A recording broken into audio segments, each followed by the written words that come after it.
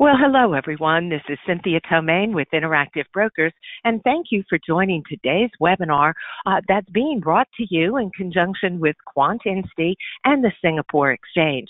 To start out today's webinar, I do want to introduce my colleague, Ankit Shah, from the Interactive Brokers offices in Mumbai, India. Ankit is joining us today and will introduce our presenters. So take it away, Ankit. Thanks, Cynthia. So hello, everyone. Good morning, good afternoon, and good evening, as we have people from multiple parts of the world attending today's webinar. That's almost close to 50 countries across the world. My name is Ankit Shah. I manage business development for Interactive Brokers in India.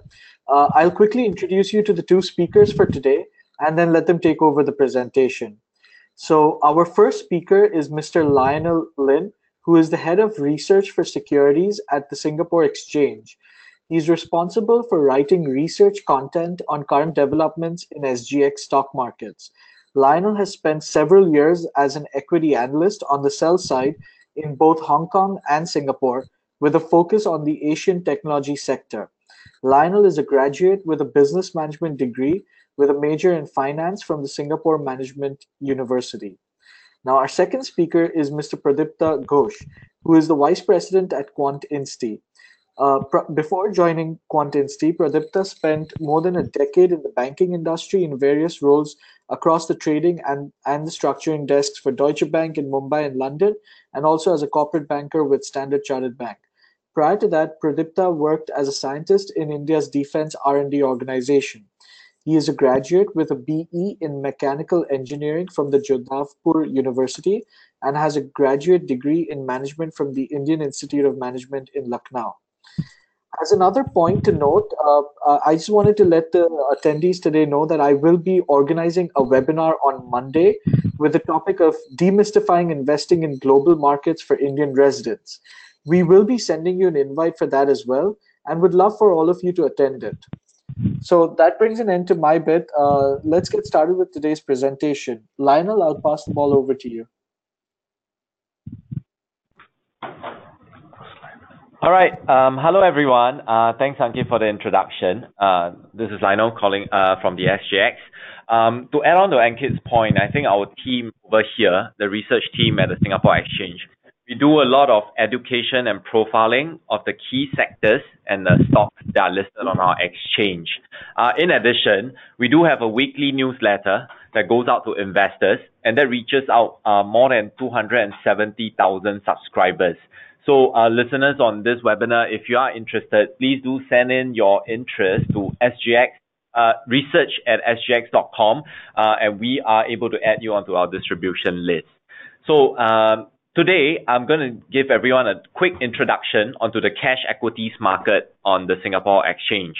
So the first slide, I'll be talking about the stock performances. Yeah. So, right. So just wanted to give everyone some background. Last year was a good market for the global equity markets.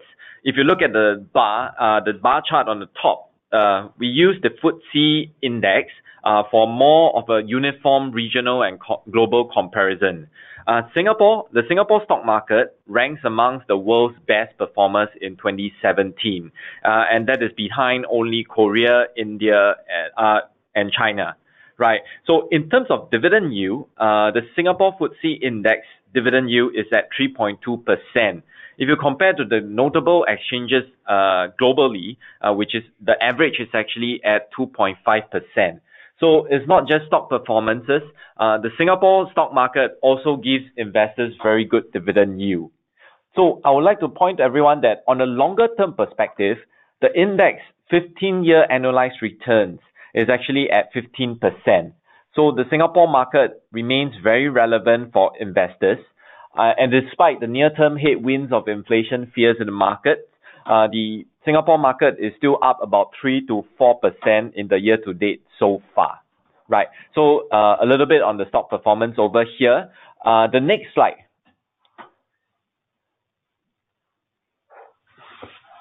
Right, the next slide actually shows just an introduction to the Singapore stock, the stocks listed on the Singapore Exchange. Over here at the SGX, we have almost 750 listed companies, and their combined market capitalization is at almost 830 billion US. If you look at the bar chart, the pie chart on the top, Singapore companies, not many people know, but Singapore companies represent only about 60 to 65% of our overall listed companies. This is by company count. And what is unique about the Singapore market is that almost 40% of the listed companies come from overseas companies. If you look at within the 40%, the majority of them comes from the Greater China region and followed by the Southeast Asia region. And this is important because by company size, almost 50% of them come from outside of Singapore.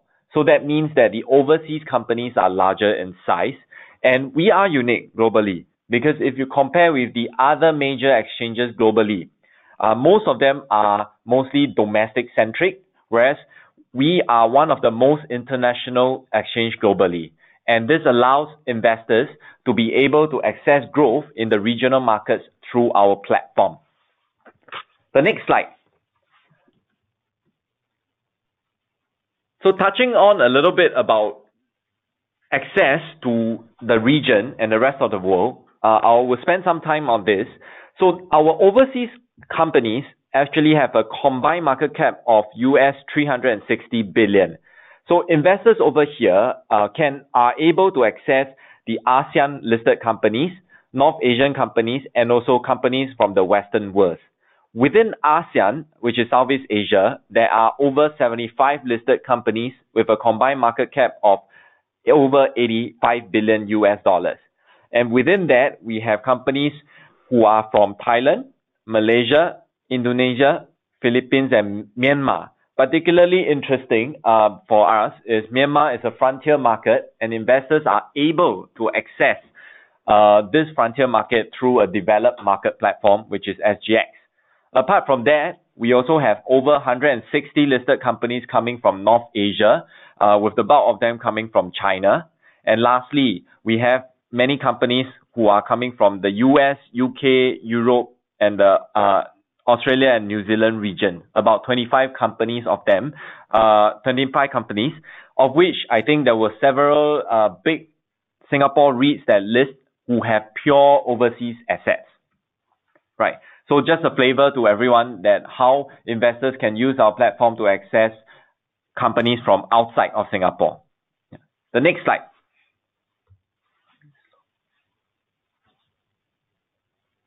To give everyone some perspective on some of the focus sectors on the SGX, the top three, technology, healthcare, and mineral oil and gas, are the sectors that we are trying to grow. And the below, and this is underpinned by the traditional sectors that we are very strong in, particularly real estate, consumer, and maritime and offshore. In fact, not many people may know, but our maritime and offshore cluster is amongst the largest globally, even larger than the Nordic Exchange, which is known to investors as a hub for maritime listed companies. And specifically within the real estate sector, we have over 108 companies, of which there are 43 REITs and property trusts. And even though I think majority of the audience here are traders, we do believe that REITs remain a very attractive long-term investment for investors, yielding one of the highest in the world amongst all the other REITs hub at over 6% yield. So these 43 REITs give investors over 6% yield, and they have done a CAGR of more than 25% over the past 8 years. So something to take note of. Yeah, the next slide.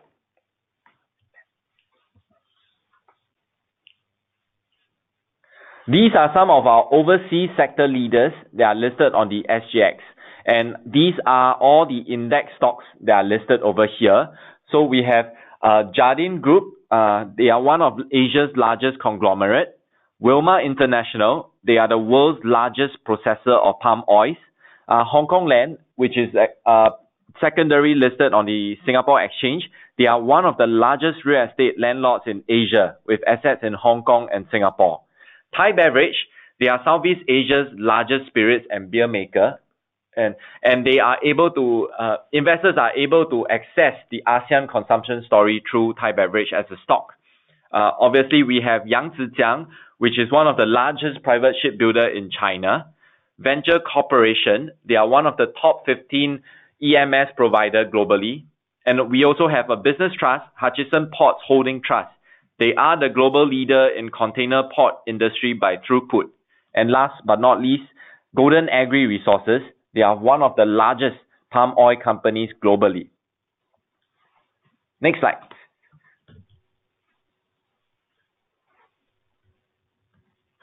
So I would like to leave everyone with this slide. This slide shows how Singapore is one of the top destinations of US residents' ownership of foreign securities. If you look at the chart over there, Singapore US residents hold almost 115 billion worth of equities in the Singapore market. And if you look before us, there is Hong Kong. But despite Hong Kong being 5.5 times larger than us in terms of market cap, Singapore stock, in terms of the US portfolio holdings, we are comparable to Hong Kong. And the bottom chart actually shows the US holdings of Singapore securities. From 2006, they held only 53 billion US. But since then, it has grown 120% to 115 billion. So we have a very diversified base of AUM, especially from the US into the Singapore market. And besides the US residents, in the Europe, EU region, actually, apart from China, EU residents hold the largest equity stakes in Singapore-listed equities. So we are the second outside of China. And with that, I would like to end my presentation and hand it over to Pradipta. Maybe later, if there are any questions, you feel free to type it out and we will do our best to answer it. Thank you so much. Thanks, Lionel. Hello, everyone. We'll start with DLC, which is a newly introduced product for SGX. I believe SGX has introduced this product for the first time in Asia. It is a constant leverage product primarily targeted for retail investors. In a nutshell, DLC, D stands for daily, which means it's a fixed leverage which is reset daily. And leverage can vary from 3 times to 7 times. You can also go long and short. There are always 2 flavors for each of the underlying indices. And finally, it's trade like a stock on the exchange, although it is not a fund or it's not a stock technically, it's a certificate. So there is a liquidity provider, which is usually known as the designated market maker, DMM, and every investor sees the same price.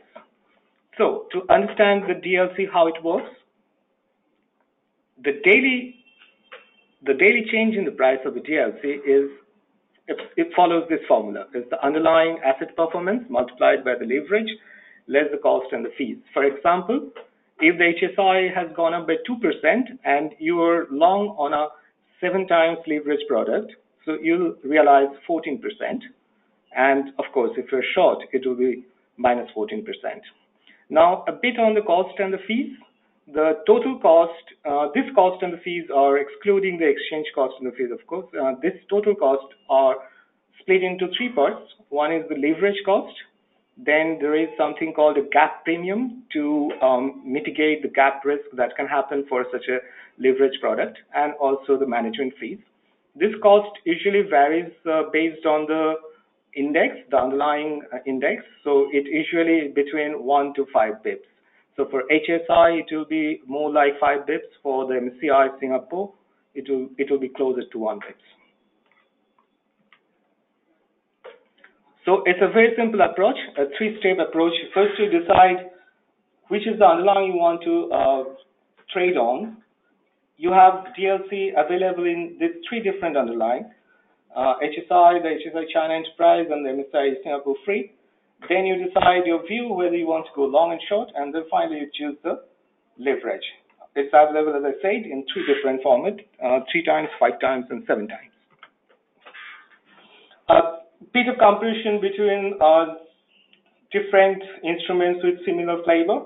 So if you are investor from Europe, you must be already familiar with what are CFDs and structured warrants. DLC is also a lightly structured product.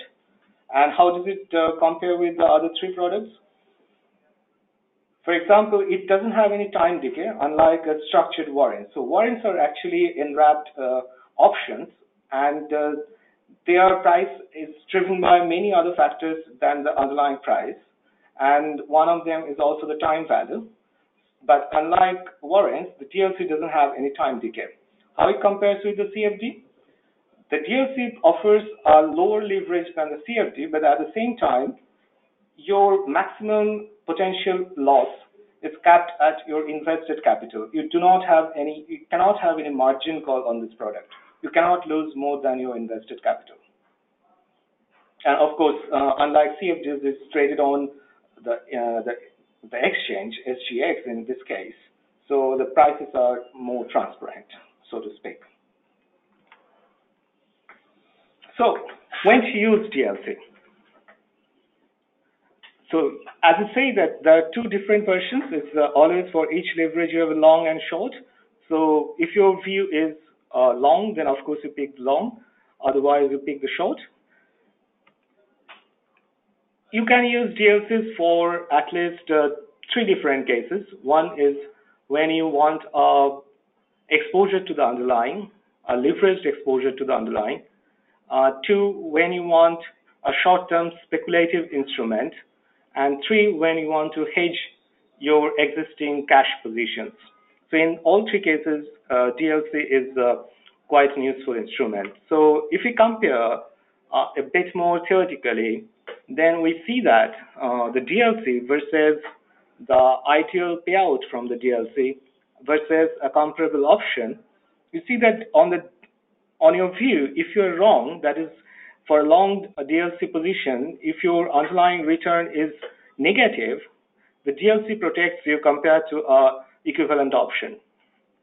But of course, at the same time, on the upside, the DLC will give up a bit of it.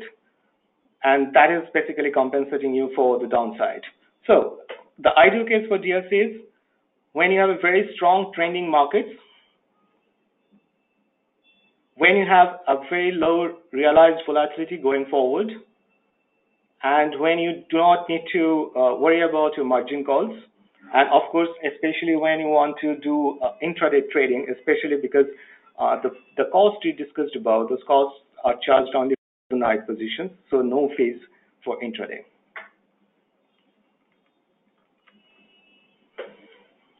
The reason that we have seen the DLC is slightly is not a linear product. It protects you from the downside, and at the same time, it gives us some of the upside.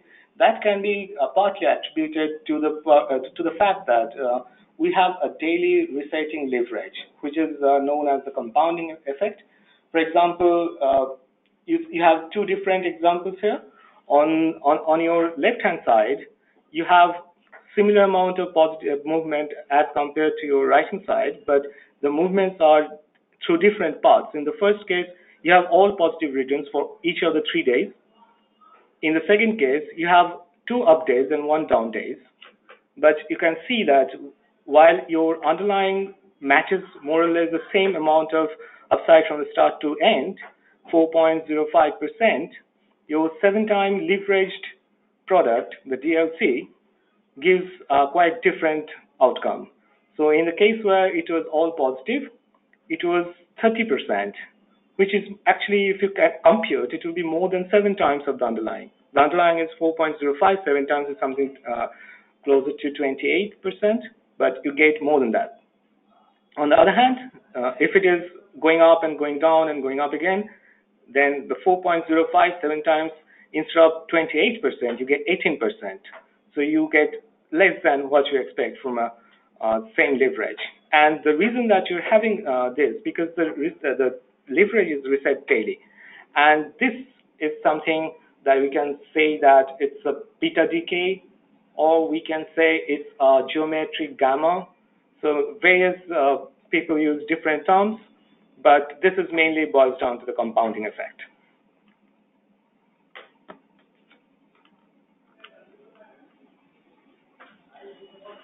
And another feature of the product is what is called the airbag mechanism. This is a safety feature, you can say, just like an airbag in a car.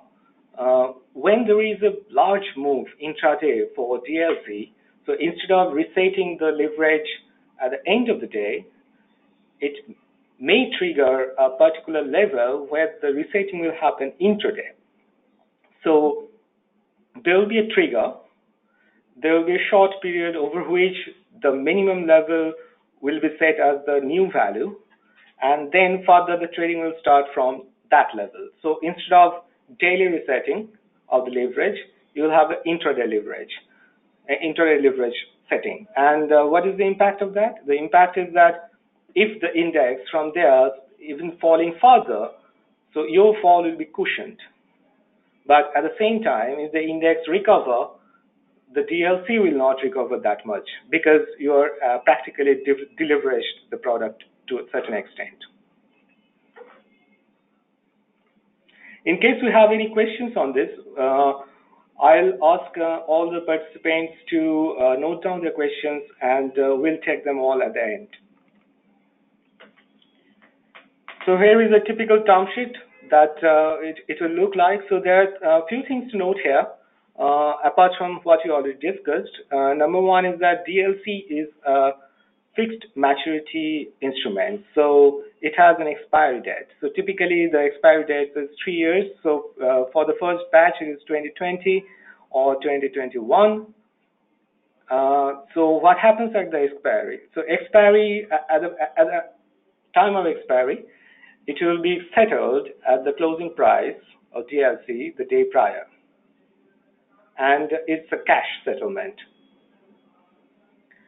Then the second point to note is that what happens if the underlying index market is closed for trading. So for example, you have DLCs on the HSI, the Hong Kong market is closed, the Singapore market is open. So the DMM will provide a continuous quote, but please note that this quote can be wider because the underlying markets are closed. And at the same time, they are not obliged to provide a quote, but hopefully they will. And the final point to note here is the tick size. So the DLC products have different tick size based on the price. So if you see the term sheet, so for example, if the price is of 2, the tick size is 0.01. So 0.01, so for example, for a price of 3, it's something like 0.33 bits, 0.33%. So if it's a 7x leverage product, then your underlying has to move. If it's a 5x leverage product, your underlying has to move something by 7 bits. So your underlying index, if it's moved by 7 bits, then only there will be a change in the price. Otherwise, the price will remain same, even if there is a move in the underlying, because the tick was not fulfilled. So having a look at the DLC, what we'll do next is that we'll have a very bird's eye view look at the general approach of creating strategies in equity market, and we'll try to implement the same using these DLCs we just discussed. So in not only in equity markets, in general, we can view the landscape of the strategies in this 2 dimensions. One is the underlying trading view that you want to express, or as the popular term is used now, the risk factor that you are trying to capture. And the second is the investment or the trading style. For example, if you're a technical trader, or if you're a quant-oriented trader, or you're a fundamental trader.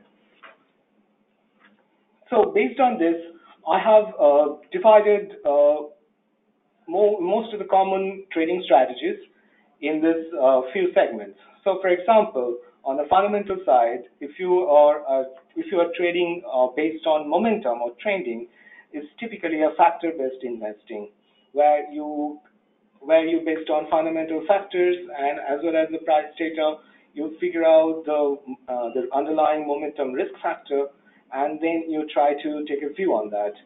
On the other hand, if you're using the same idea expressing in terms of technical trading, you typically use indicators like moving averages, or if you're a charting guy, you'll be using continuation chart patterns. So, for example, it's a megaphone, or it's a triangle. Or if you're a quant fund, then you'll be approaching it slightly differently. You'll try to first identify the type of the momentum factor that you have there, whether it's a time series based momentum factor or it's a cross-sectional momentum factor. That means whether you want to trade a single underlying over a period of time, or you want to capture the momentum across a cross-section at any given point in time. And you'll devise your trade strategies based on that. Similarly, for mean reversion trades, for example, technical traders typically go for the swing trades or the retracement patterns or the pivot trading types. And the most famous fundamental strategies like value investing is basically a mean reversion trade. Stock has become very cheap compared to its fundamental value. So you assume that it will return to its fundamental value, so you buy it. It's basically a mean reversion trade. On the other hand, if you're a quant fund, that becomes a pair trading for you, or most of the statistical arbitrage is in fact kind of a mean reversion trade. Similarly, the breakout trades for technical trader, it will be opening range breakout, dual thirst, or pattern-based breakout. For fundamental, it will be more like a relative value strategies. For quant, it will be advanced model like regime switching models or hidden markup models. And similarly, a very important risk factor is carry. Carry is the risk factor. I believe that most of us understand this trending or the mean reversion or the breakout kind of moves in the underlying. Carry is something that the risk factor where you make profit or loss when nothing changes, just time pass. And typically, the carry strategies in technical traders handbook is executed through selling vol, typical short gamma strategies based on if you identify a particular underlying is range based, so it will not break out, so you sell vol and you basically collect the theta. Similarly, in the quant funds, all the basic tenets of the high frequency market making is based on this. They are basically trying to catch the difference between bid and offer. And similarly, for fundamental, it is usually the cross-country and the cross-asset relative value. So typical example is the FX carry trade, where you borrow in a cheap currency and lend in an expensive currency. For example, borrow in Japanese yen or euro, or lend in, say, INR or dollar even. And finally, the event-based risk factor, which is typically implemented in the quant circle based on news-based automated trading, and the fundamental, it is usually fully discretionary. And honestly, to be honest, there is nothing equivalent in the technical traders handbook. So, moving from the landscape, so here is a schematic of typical systematic equity strategies, execution from ideation to execution. So, as you can see, there are at least 5 layers here. The first layer is data input layer. So data input is a very important layer because, as you know the phrase, garbage in and garbage out. So if your data is not correct, no matter how much time is spent in fine-tuning your strategy, it will ultimately generate totally random signal. So next comes the data processing layer. The data processing layer is typically where we are trying to create some output from the input data. In technical traders term, we call them mostly indicators. So these are basically function of the data. For example, these are function of past prices, but it has got nothing to do with anything else. So for example, it doesn't take into account your current positions or your risk management criteria, nothing. It's just a function of your input data. The next layer is the intelligent layer. This is where you generate your signal. This is your core trading rule or trading model. This is where you spend most of your time in the research. So the input to this model is your indicators. They can be unfiltered data itself, the input data, or they can be a function applied on the input data, but these will be the inputs for this model. And the output of this will fade into your order management module. Order management module will take your input signal, it will take your current portfolio positions, and also it will take into your risk management rules. And based on all this, it will create a order. And then it goes to your execution module, which will decide that for a given chunk of order, how best to execute it. What are the exchanges to route it to, or how to slice and dice and place the orders in case it's a very large order, and so on. So as you can see that very important part of this entire thing is one is gathering proper data, and two, validating your trading rules.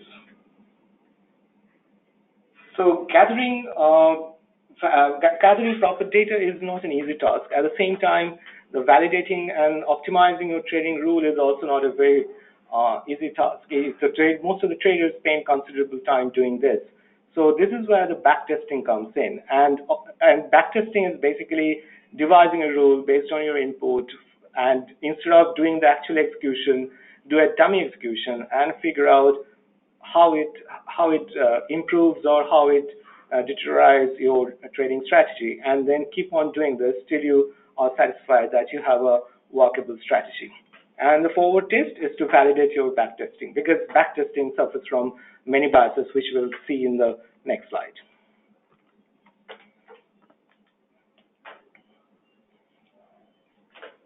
So coming from the last one, the inputs to your strategies should be as diverse as possible. So price, the open, high, low, close, volume data is one set of inputs. There can be other inputs like positioning information. These are very, very useful inputs. So for example, how much and what sort of participants are long and what sort of participants are short in the markets. And also the fundamental information like the price earning ratios, or the macroeconomic information like the interest rates or the yield curve slopes. These all are disparate and relevant inputs. And also recently is getting favor is the non-market information like your sentiment and analyst ratings and other things. Now, based on this, you create your trading rules and logic. Now, creating trading and rules and logic can be done in two different ways. The first, from your experience, you can specify a set of hypotheses. So, for example, you can say that if I see that 5-day moving average is going up, crossing up the 20-day moving average, then I think the price is going to go up. It's a basic momentum crossover signal. So you can develop this hypothesis, and then you can run a backtest to validate that hypothesis. This is coming from your experience as a trader, or you learned it from someone else, or a webinar like this, or it can be done totally data dependent way, in a sense that you create such a model that if you feed that model with data, enough data, it will spit out the rules that you should follow given the data. So the second type of model is getting a bit more popularity right now. These are the typical machine learning models that you hear about. This is a typical example of the supervised model in machine learning. We'll also see an example of this. And then comes the step of backtesting and forward testing. It's a very, very crucial step. Why? Because sometimes it's very difficult to do a backtesting. For example, if you're a macro trader, if you're trading based on your discretionary view, for example, the current account balance of US is the worst for almost a decade. So you think that the US currency, the USD, will go down, but it is very difficult to test because you do not have any equivalent data back in history. So here, of course, you cannot do a backtest. But in cases where you can, you should always. Sometimes people don't. They take shortcuts. Even if they do a backtest, they take shortcuts like you assume that you can trade on close. Of course, you cannot trade on close because in most exchanges, the close is a derived price. It's not an actual traded price. People ignore that people ignore the cost of shorting. So, for example, you devise a long-short strategy, but you forget the cost of borrowing for the shorts. The shorts sometimes can be very, very costly to borrow, and that can impact your strategy P&L. People ignore the things like margin calls. So if you have a leverage product strategy and if you have a limited capital, your margin call can put you out of your strategy. And if you don't take that account, then your backtest will show a very different results than what you can analyze and what you can realize. The second part of the backtesting is that the backtesting has many biases. So for example, if you do many search of similar models in a given set of data, there is a high chance that you'll end up with a strategy that works because of just simply the overfitting. So this kind of biases are called data mining biases. Then you have the problem of the survivorship bias. So if you're coming up with a strategy that involves many stocks or maybe all stocks in a particular exchange, then you should actually take into account the stocks that were once trading but then delisted. And if you don't, then you will be a victim of the survivorship bias. And then the look ahead bias. This is one of the most dangerous things. Here, because of a small mistake in your process of backtesting or in your code, your backtest can actually be in a position where you can look into the future. It's getting data point from ahead of time, and that can be very damaging for your backtest. So an ideal backtest platform should be avoiding most of these biases. Now, of course, the platform cannot avoid all the biases. Some has to be controlled by the human behind it, of course. But it should be flexible, and it should be event-driven. Event-driven backtester avoid the look-ahead bias. And of course, it should come with built-in analytics, because the backtesting and getting the P&L is not enough. You have to also estimate what is the risk you're taking for the same amount of P&L. And also, how can your backtest performance change? In what scenario which is working now will stop working? So this is a very critical part of backtesting. So an ideal platform should offer all this. And ideally, the input data that you saw that is so important, garbage in and garbage out. Finally, once you have a strategy, that is not enough. Very few traders I know they trade on a single strategy, because a single strategy can go wrong anytime. So typically, you'd like to have a multiple strategy and trade them as a portfolio. We'll see an example of that as well. So going back to the strategies, here's a basic example. This is the benchmark for us for today. What we have done, we have seen the MSCI Singapore free index. So we have 5x DLC on this, 5x daily leverage certificate on this, long and short. So what happens if you just allocate at the start of your trading 50% of your capital in the long, 50% in the short, and this is what you end up with. It's not bad actually. So you have a decent Sharpe ratio, 0.5, and you see that instead of having a zero return, because we have a long and short, and with the same leverage, 5x, you should have a zero return, but you don't, and that is because typical long position on any of this certificate is like long gamma positioning because of the compounding impact that we discussed. And if you have a run either in the upward direction or in the lower direction, selling off or a strong rally, you will end up benefiting from that long gamma. So improving from there, we start with a very, very basic momentum strategy. So to show this, I'll just introduce you to a platform, a backtesting platform that we just discussed, where we have implemented this basic momentum strategies. This is a backtesting platform that we are developing in QuantInsti. It is called Quant Blueshift. It is still under taste. It's under alpha release. So unfortunately, none of you can have access to it right away, but someday in future, of course. So going on to the momentum strategy.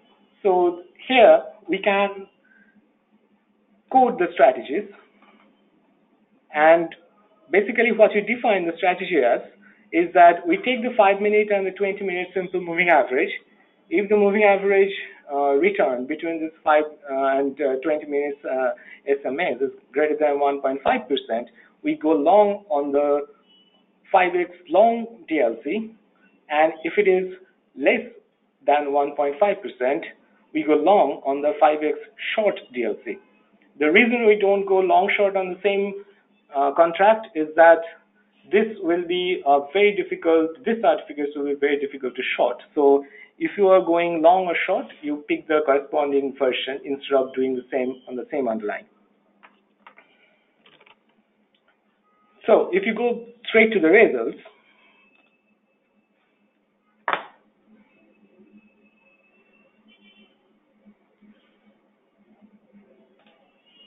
so this is how the strategy looks like. So this platform has the built-in data. It feeds the data into your code. Right now, this platform can be used only using a Python coding, but in future we can also improve upon that, making it more visually appealing. But right now, you have to be proficient in Python to use this. So we have written a code in the Python that I've shown in the black screen, and that code basically implements the strategy that we just described, and this is the output of the strategy. So you can see that the performance matrix, it's not bad, it's far better than the basic baseline thing we had, 0.5 sharp, so it has gone up to 2.29. So it talks about the other risk factors. We'll not go into details of this. In case you have any queries, you can always get back to me. The platform also shows you many other information. So for example, it shows the gross leverage. So you see that the gross leverage has been consistently 1. That means we always had a position. If the position was flat, we'd have gone back to 0. This is how our returns look like. So we have a few days which is very negative and a few days of very positive. So it definitely has a fat tail. This is how our drawdown curves look like, and this is how we performed on a monthly basis.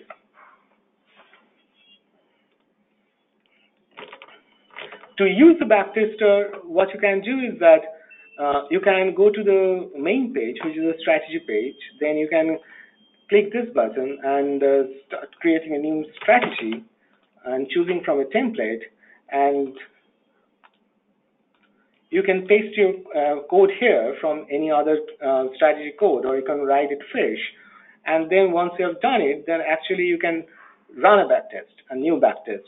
It will ask you the date. So we have run the backtest between October to December, and once you do it, then you get a notification here as well as here. And if you go there, you get to see the output. It will take some time because it's a lot of data. It takes something like 3 minutes to run the entire backtest, but when it's run, it will show you the results. Now, going back to our slides, from the momentum, we now move on to the mean reversion strategies. So in the mean reversion strategy, we pick up the same momentum index, the 5-minute and 20-minute, and now use an additional index called ADX to signal mean reversion. ADX is an index, is one of my favorite indices that gives the strength of a trend, of an underlying trend. So when the ADX starts to fall, that means the existing trend, if any, is losing its steam. In fact, if any of you are a Bloomberg user, Bloomberg has a very interesting custom indicator called trend stall. This is based on this idea. So this is kind of a very basic trend stall kind of rule. So when the ADX is going down from top, we go against the momentum. The momentum we establish in the same manner, 5-minute and 20-minute, and this is the performance metrics. So again, we can go back to our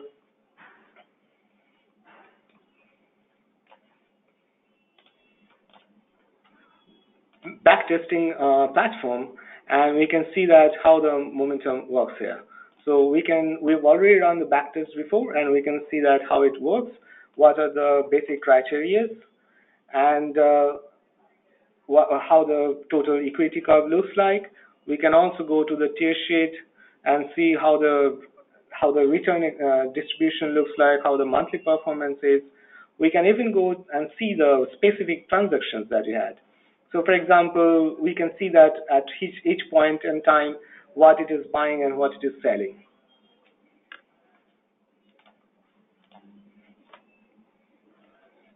So as you see that the ADX is a considerable improvement on the basic momentum strategy. Next, we go to another type of underlying factor, which is the breakout we discussed. And here we want to capture the breakout in a very simple manner. It's based on the Fibonacci support and resistance level. So we take the last 5 days trading range, compute the support and resistance level based on that, and we use the same indicator for momentum from other previous slides. And if we see that the price is broken through either of the support or resistance, we go with the momentum. We assume that there is a breakout about to happen. Of course, we can improve this strategy by including more sophisticated signals like order book and positioning, and make the support and resistance more predictive of the possible stop loss hunting. So there are more complex strategies that you can do from here. And finally, we had these 3 different strategies on the 3 different categories, momentum and mean reversion and the breakout. What happens if we put them all together? As you saw that an ensemble strategy is basically a mixture of strategies. The aim is to improve your strategic performance. And if your different strategies under the ensemble are not totally correlated, then you'll definitely have an improvement as you add more strategies. Now, of course, means then is it a good idea to add as much as strategies as possible? Of course not, because as you increase more number of strategies to your ensemble, it becomes increasingly difficult to make sure that they are not correlated. So of course there is a limit. And if you see the performance, then we see that performance is much better than what you have seen before. It was something of the order of 2 and 3 sharp. Now it has gone up to almost 4. And that is because we are using equal voting method from 3 different strategies run together. We can see the same thing in the backtester as well. So this is the ensemble strategy. So if I just show you the code, it may seem a bit intimidating, but actually it is not. If you know Python, it is very simple. If you do not know Python, it can be very easy to pick up. So what we do is that we basically define 2 major code blocks. One is called the initialize, and this basically defines that at the start of each trading day what you want to do. And then we define another function called handle data, which basically shows on each of the tick that you receive during the trading hours, what you want to do, what you want to buy and what you want to sell, and based on what algorithm. And that's all we have to do here. And I have written this program, and this is the backtest. Now, the thing to note here is that we see that the level of transactions has gone down significantly. And this is the good part about is that since the transactions are lower, you spend less amount in transaction costs. The bad thing is that if you add many more different models, it may happen that it will become extremely rare to have a proper signal to trade at all. So your ensemble can give a 0 signal for almost all days. So there is always a balance in any good thing. And finally, this is another way of doing an ensemble. In the first case, we define 3 strategies based on our past trading experience, what works in the market, what doesn't, and then put them together to improve the overall performance better than each one of them individually. In this case, we're taking a slightly different approach. We assume that as if we do not have any past experience, we don't know what works, and we allow the data to speak for itself. So what we do is that we take a whole bunch of different technical indicators. So we take ADX and we take Arun. Arun is a technical indicator that is a function of return in the time space. Then we take a Bollinger Bands. Bollinger Bands is a technical indicator which is basically based on volatility. Then we have many others like RSI, MACD. Many of you may be aware of this, many of you may not. It doesn't matter. So what we do at the end of the day is we take many technical indicators and then we throw all of them in a model. The model specifically used here is called the random forest. What it does is that it basically takes different parts of the data and try to fit a model, and it creates many different models, maybe in terms of hundreds, or it can be even thousands or 5,000 models. And then it takes an equal vote on all this. And if we follow this kind of strategy, so this is where we see the output is. So the output is not very great. It's the Sharp is 1.6. It's not as comparable to the ensemble model we saw just now. But having said that, you need to remember that we actually practically didn't know our prior trading experience. This is just from the data. So there are plenty of scope for improvement here. So these are the basic steps that you can approach for creating trading strategies. And this is where I will stop. I can take the questions afterwards, and then it's over to you, Cynthia.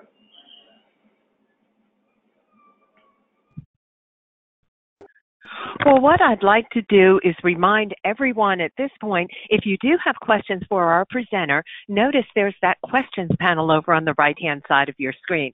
Go ahead and enter your questions now, and our presenters will be discussing.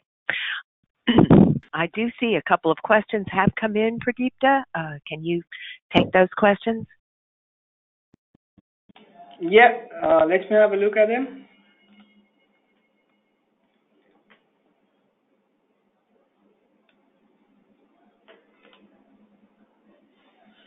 So there is a question about the taxation and for the dividend yields on the Singapore REITs. Do you want to pick up this question? Sure. Lionel, SGX over here. Right. To answer the question, there are no capital gain tax and no dividend withholding tax in Singapore. So basically, right, as an investor in Singapore stocks, you are not taxed on capital gain and also not taxed on dividend. So as a comparison, right, if you compare with REITs listed on the US stock exchange and the Australian stock exchange, they are taxed within, investors are taxed on dividend. The ranges from about 15 to 35%. Yeah. So this is very important because Singapore REITs, the average dividend yield has always been consistently at 6 to 6.5%. So it's very attractive for investors. There are no taxes. Thank you. Thanks, Lionel. We have a couple of questions on the backtesting platform we just shown. The first one is that can it taste systematic strategies in Nifty and Bank Nifty index? The answer is yes, but as I said that we are still in the alpha release stage. So unfortunately, we'll not be able to allow access right now, but very soon. And secondly, is it free to use? Yes, this platform is free to use. Then there is another question about will we be getting this presentation file? Cynthia, I believe they will, right? That's right. I'll be sending both a link to today's recording as well as a link to a PDF copy of the slides that you've been using here today. So the information will be sent to all who have registered for today's event. So watch your email inbox later on today for those direct links. Right. Just to add on to another question, it says, is this no taxes to foreign investors on equities such as dividends? Yes. For both foreign and local investors, we're talking about retail investors, there are no capital gain tax and there are no dividend withholding tax. However, just like to note, if you are an institutional investor, the dividend withholding tax is at 10%. Yeah. Thanks, Lionel. We have another question on the website. Someone is asking which is the website. The website is Quantra Blue Shift. At the end of this webinar, we'll have a survey where you'll express your interest for that particular backtesting platform. If you leave your email there, we'll definitely, you'll be the first one when you go live with that. Another question here, what do you think of artificial intelligence models? The artificial intelligence models are good, but they have to be used judiciously. It cannot be used blindly. Certain types of models will work better than others. So, for example, if you are by artificial intelligence, if you're talking about deep nets, so a simple neural network will probably not be a very good model because as you know that the trading strategy is based on time series input. So, and the time series input may or may not have a long-term dependency. For example, today's price changes can impact tomorrow or even day after. So this kind of dependency is usually not captured in a simple neural network, a typical artificial neural network. So the ways for this is either to come up with something a bit more complicated called convolutional neural network, or there is recent even more improvement on this, which are known as in general the recurrent neural network, most famous of which is called the LSTM model, and they are actively being researched to see whether we can use, and in fact we have our in-house view on this, but more on this probably in a different occasion.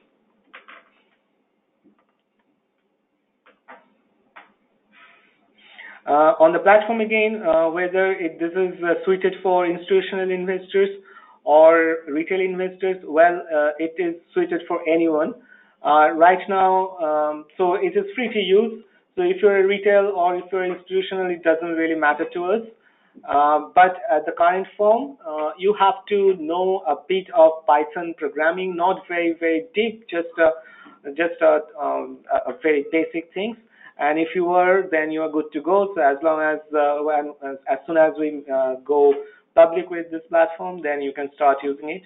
And even if you are not a very good programmer, please look out, because we are going to add features here where you can have use of this platform even without programming. So there is another one. Why backtest doesn't show the loss? Of course it does. So let's go back to the backtester, and we go here and we see the losses, right? So for example, if we take the momentum and we wait for the screen to be updated for everyone, and now we see the losses. See, on the 1st December we are 1320, and then we came down to the 1134. That's quite a bit of drawdown. The max drawdown here is actually 15%, which is not very high, but which is not very small either. So it definitely shows loss. So this platform shows whatever happens to your trade without any partiality. It's just a computer program doing its job.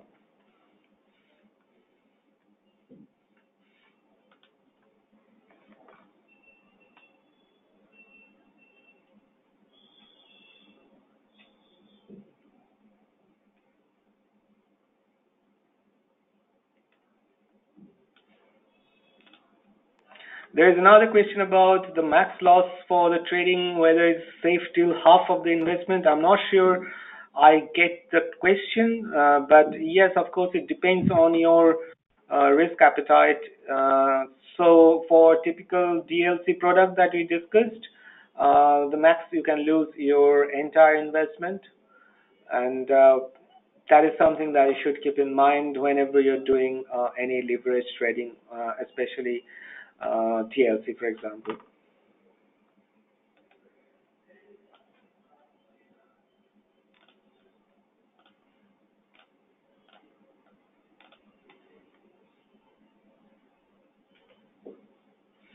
I have another question called,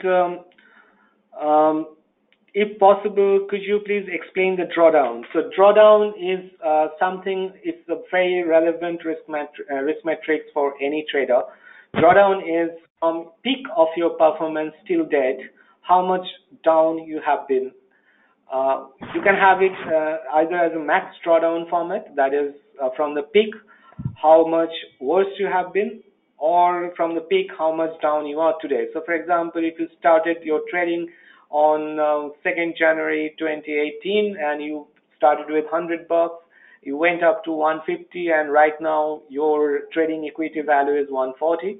So your max till date was 150. Right now you're 140. So you are 10 down. So your drawdown is 10 over 150, whatever that comes out to be.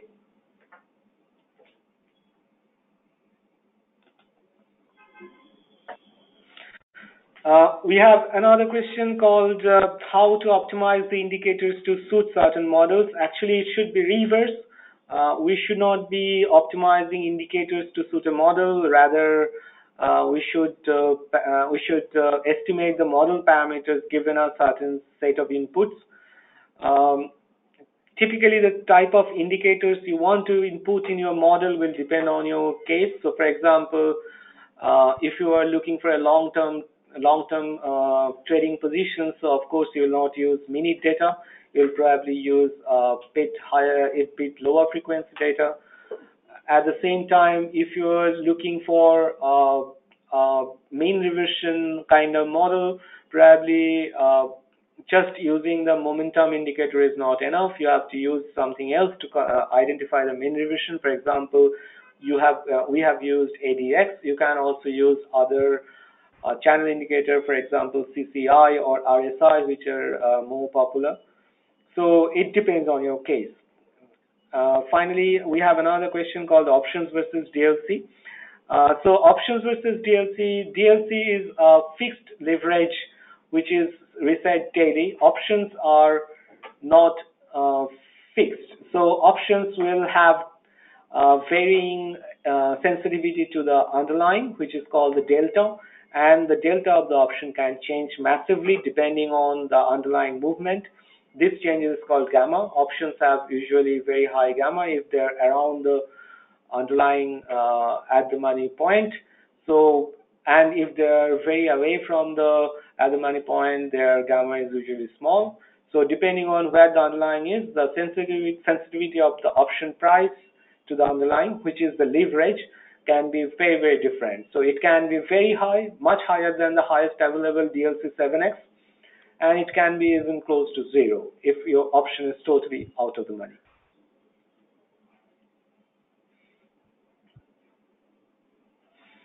Do quant strategies work for 5-minute time frame and daily time frame?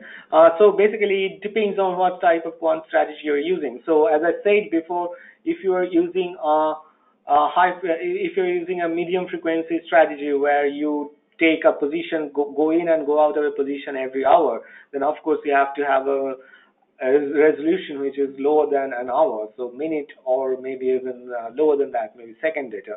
But if you are going for a longer holding period, so for example, you go in and go out in a month or in a week, then daily data is probably even will work out for you.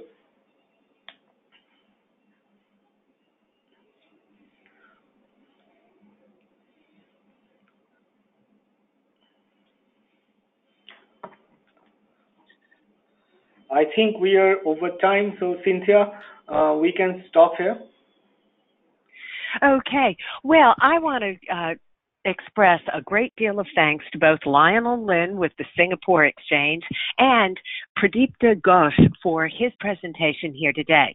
Also want to thank all of you for participating and remind you that we are recording today's session, and each of you will get not only a direct link to today's recorded playback, but also a link to the webinar notes that were used. So if you do want to come back and review any of the concepts that were discussed today, simply watch your email later on for a direct link to today's playback. It will also be listed on the Interactive Broker site. Underneath the Education menu, find the Webinar section where you can access any of our recorded links as well. So with that, we are going to conclude our event today. And you can exit using the X in the upper right-hand corner of the screen. Have a great rest of your day, everyone, and thanks for joining.